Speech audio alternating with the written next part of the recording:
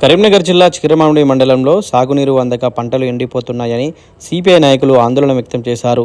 రైతులకు వెంటనే సాగునీరు అందించాలని, శ్రీరామ్ సాగర్ వరద కాలువ నిర్మాణ పనులు త్వరితగతిన పూర్తి చేయాలని, శాశ్వత మరమ్మతులు మరియు అవసరమైన స్ట్రక్చర్స్ ఏర్పాటు చేయాలని డిమాండ్ చేశారు.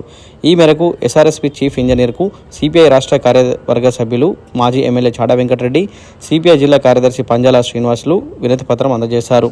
ఈ కార్యక్రమంలో సిపిఐ రాష్ట్ర కౌన్సిల్ సభ్యులు అందస్వామి, పొనగంటి కేదారి, జిల్లా కార్యవర్గ సభ్యులు నాగెల్లి లక్ష్మారెడ్డి, బోయిని అశోక్, గూడెం లక్ష్మి, బోయిని తిరుపతి, టేకుమల్ల సమ్మయ్య, న్యాలపట్ల రాజు, జిల్లా కౌన్సిల్ సభ్యులు అందే చిన్నస్వామి, బూడిద సదాశివ తదితరులు పాల్గొన్నారు.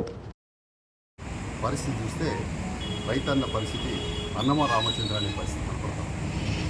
ఓవైపునేమో నీళ్లు సరిగ్గా అందక ఎండలు బాగా కొట్టి కొంత పొలాలు ఎండిపోయి అతను చేతికి వచ్చిన పంట కూడా కొనే నాతులు లేకుండా పోయి. నేను ఇవాళ సివిల్ సప్లైస్ జిల్లా డిఎస్ఓ జిల్లా సివిల్ సప్లైస్ అధికారి నరసింహరావుతో వారితో మాట్లాడుతుంది. ఇప్పుడు ఆన్లైన్ సిస్టమ్ వచ్చిందట. ఎవరికి కావాలి ఆన్లైన్? రైతుకు ఒక రైస్ మిల్ అలాంటి చేస్తారట. ఆడికి పోతారు రైతు. ఇప్పుడు నల్లగొండ వేయటం లేకుండా రైతులు పోతే మన దగ్గర అమ్మాలి లేరు అంటున్నాడు. అంటే ఆ రైతు మళ్ళీ ఇక్కడ మొత్తం వడ్డు కొట్టబోయి ఆ ట్రాక్టర్ మళ్ళీ పంపించుకోవాలా.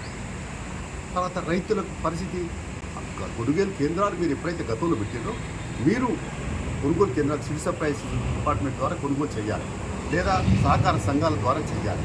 చేసి మీరు రైస్ మిల్లు పంపాలి. కానీ ఇప్పుడు ఆన్లైన్ పేరుతో పెట్టి రైతుల బతుకులు బజార్ పాలు చేయొద్దని చెప్పి ఈ ప్రభుత్వానికి హెచ్చరిక చేస్తున్నాం. మరి ఏదైతుందో ఈ సివిల్ సప్లైస్ విభాగం తర్వాత మంత్రి గారు ఉత్తమ్ కుమార్ రెడ్డి గారు స్పందించాలి. ముఖ్యమంత్రి గారు కూడా ఇదేదో కరీంనగర్ జిల్లా సమస్య కాదు, రాష్ట్ర వ్యాప్తంగా ఈ సమస్య ఉంది కాబట్టి మీరు స్పందించాల్సిన అవసరం ఉంది. మక్కలు కొనుగోలు చేయకపోతే మక్కల రైతులు కూడా అనుమరాంశం ఇబ్బంది పడుతున్నటువంటి పరిస్థితి. వాటిలైతే మళ్ళీ వర్షాలు పడితే తడిసిపోతుంది, తడిసిపోతే అవుతుంది, బతుకు బదరు పడుతుంది.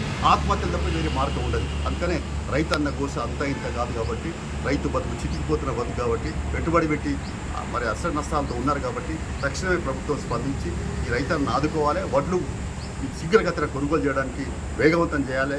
ఎక్కడికక్కడికి మరి స్పీడప్ చేయాల్సిన అవసరం ఉందని చెప్పి ప్రభుత్వానికి హెచ్చరిక చేస్తాం. లేకపోతే కూడా సిపిఐ ఆధ్వర్యంలో ఎక్కడికక్కడికి మరి ధర్నాలు మీటింగ్ చేయబడతాయని చెప్పి కూడా తెలియపరుస్తాం.